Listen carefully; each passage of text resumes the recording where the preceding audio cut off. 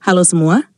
Sejak putusan Mahkamah Konstitusi tanggal 18 Oktober 2017 yang mengakui hak penghayat kepercayaan untuk mencantumkan identitas kepercayaan mereka dalam dokumen kependudukan, banyak orang yang ubah agama jadi kepercayaan Tuhan Yang Maha Esa di KTP. Di Magetan, sekitar 18 orang ganti agama setiap semester. Di Yogyakarta ada 32 orang ganti agama. Di Bekasi ada 131 orang, di Bantul ada 41 orang, di Nganjuk ada 126 orang, dan masih banyak lagi di wilayah-wilayah lain. Maraknya orang ganti agama di KTP ini membuat Majelis Ulama Indonesia kejang-kejang. MUI berkata penghayat kepercayaan tidak bisa dikategorikan sebagai agama. Ketua MUI Bidang Pengkajian, Penelitian, dan Pengembangan, Profesor Utang Ranuwijaya menjelaskan bahwa suatu ajaran baru dapat disebut agama jika memenuhi 3 syarat utama, yaitu memiliki nabi, kitab suci, serta ritual berikut tempat ibadahnya. Menurut dia, ketiga persyaratan ini tidak ada dalam penghayat kepercayaan. Jadi jelas, penghayat kepercayaan bukanlah agama. Ia menambahkan, penghayat kepercayaan juga tidak termasuk dalam 6 agama resmi yang diakui negara, yakni Islam, Kristen Protestan, Katolik, Buddha, dan Konghucu. Dia menyoroti potensi persoalan jika penghayat kepercayaan dipraktikkan oleh kelompok masyarakat yang sebenarnya beragama.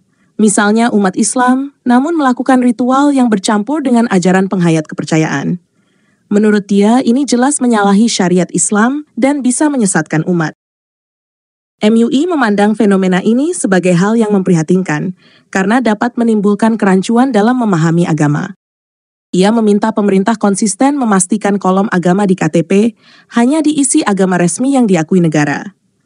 Dan dia juga memperingatkan agar pemerintah tidak memberi peluang masyarakat untuk mengosongkan kolom agama di KTP, karena dapat ditafsirkan sebagai kebolehan untuk tidak beragama.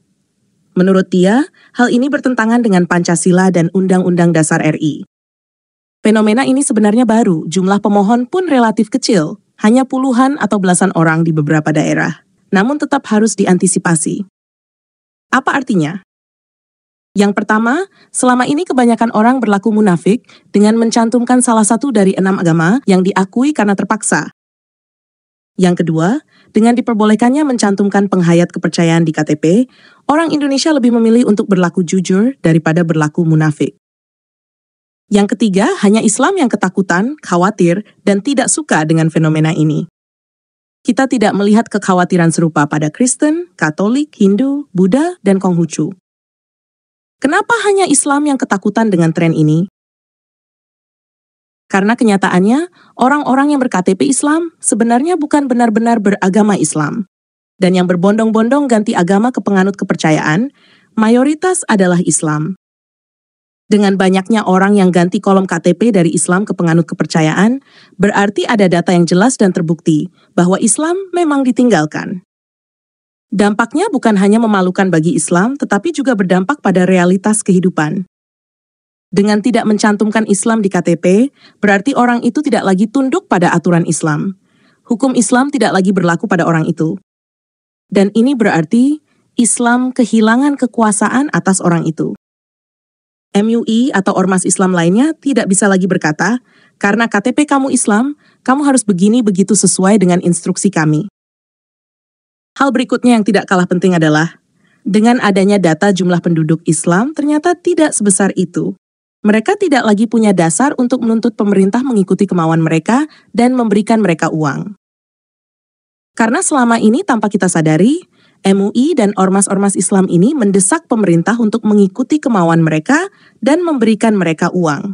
Karena mereka menggunakan data jumlah penduduk beragama Islam di KTP yang munafik itu. Itu sebabnya Islam lebih memilih orang-orang berlaku munafik, berKTP Islam padahal bukan, daripada orang-orang berlaku jujur menulis dirinya bukan Islam. Jadi kita harus paham bahwa agama di kolom KTP bukan hanya sekadar soal apa yang kita percaya, tetapi juga menyangkut masalah data kita yang dicatut untuk membuat regulasi dan mencari duit. Alasan khawatir timbul kerancuan dalam memahami agama dan sinkretisme itu hanyalah alasan bohong yang dibuat-buat. Karena justru selama ini orang-orang Indonesia berlaku munafik, sebenarnya bukan Islam tetapi terpaksa berKTP Islam, timbul kerancuan dan sinkretisme. Kejawen diklaim Islam dan dipaksa mengikuti aturan Islam. Sunda Wiwitan diklaim Islam dan dipaksa mengikuti aturan Islam, dan lain sebagainya. Dengan mereka mencantumkan penganut kepercayaan di KTP, sudah tidak ada lagi kerancuan dan tidak ada lagi sinkretisme. Jadi jelas kejawen, Sunda Wiwitan, dan lain-lain bukan Islam. Dan mereka tidak lagi perlu mengikuti aturan Islam. Artinya dengan orang berbondong-bondong ganti agama Islam, jadi kepercayaan di KTP, yang ditakutkan Islam bukanlah kerancuan dan sinkretisme. Yang ditakutkan Islam adalah kehilangan kekuasaan dan uang. Dan kalau kita lihat dari reaksi MUI atas fenomena ini, Islam tidak akan tinggal diam melihat orang-orang berbondong-bondong membuang nama Islam di kolom KTP. Sekarang jumlahnya masih sedikit saja. Islam sudah berdusta dengan berkata takut umat tersesat dan lain-lain.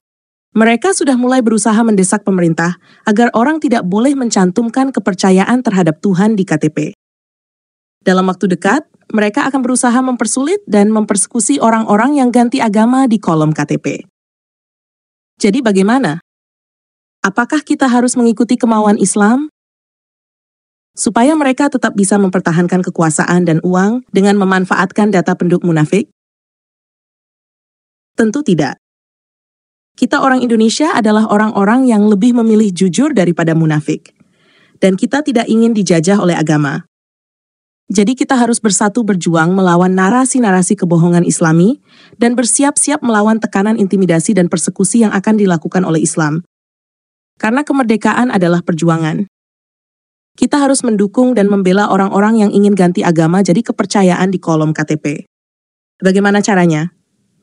Yang pertama adalah membagikan informasi tentang cara mengganti agama jadi kepercayaan di KTP.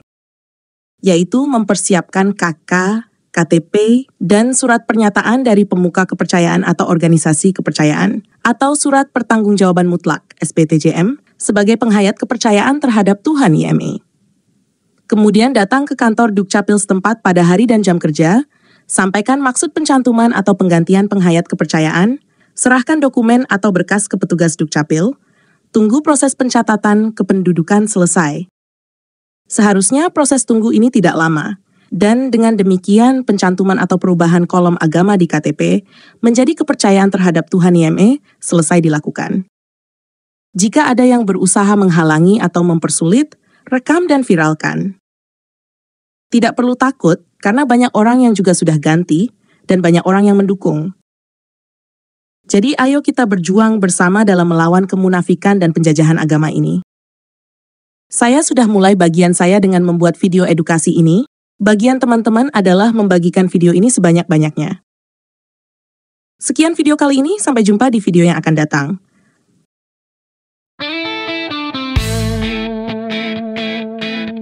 Umat yang pandir, benci orang kafir, suka teriak takbir tanpa bisa mikir. Quran sudah kadaluarsa, gak berjilbab gak masalah. Hafal Quran gak penting, hanya bahan marketing. Agama gampang nista, umat gampang marah. Harap masuk surga, pasti masuk neraka. Quran sudah kadaluarsa, gak berjilbab gak masalah. Hafal Quran gak penting, hanya bahan marketing.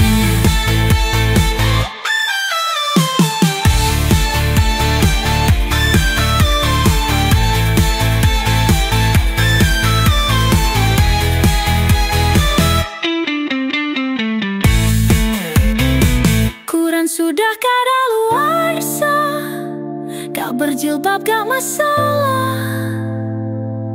Hafal Quran gak penting, hanya bahan marketing.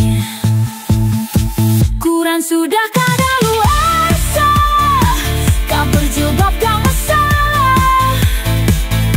Hafal Quran gak penting, hanya bahan marketing.